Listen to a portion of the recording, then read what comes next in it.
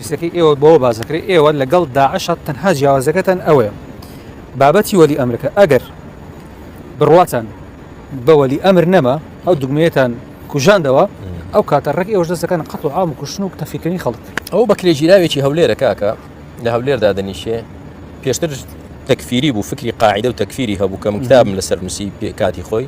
تو أي ناس أنا مشون جويان بعد قرميشيان كيرت بعكسوا استا طوافكي بعكسوا جاران أوابو استا بعكسوا استا بوت أشعرية شي صوفية شي عيار بستوشوار هر سير نازانم شيان بيداوا جاران تولي شوي بو استا لشوي جا أويكا كومل بهتان دكا ونارزاني خوي بدرو دينتوا شون لا يك ودله أمانة لقال ولي أمر أمانة لقال قندلا كانن لا يشود الله داعش آخر أي هوارم دوشت شون بيك وجمع ذكري باش أوي كفكري داعش به هرشي ولي أمر وده صلاة دار وسركردي ولاتاني إسلا حموي بكافر ده زانو خويني حلالا هو داعش إيه شون من لا يك ولقال كاربدستان مو لقال ده صلاة داران مو أو أنا بولي أمر ده زان مو كبلايت مسلمانين باش وكو داري دبري لا يشي تري شو من فكرم داعش به باش انجا يعني تقريبا 8 سال بيج استا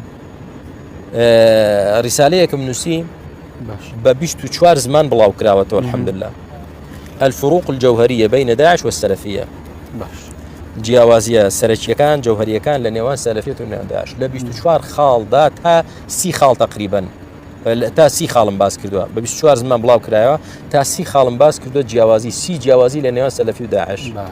وی ئەو کەسێک کە تۆمەتی سەلەفیەت و توندڕەوێتی و تەتەڕوف و ئیرهاب دەداتە پاڵ سەلەفی نەخۆش یا جاهیلە نەخۆشی جەهلی هەیە نەفامە تێناگا يعني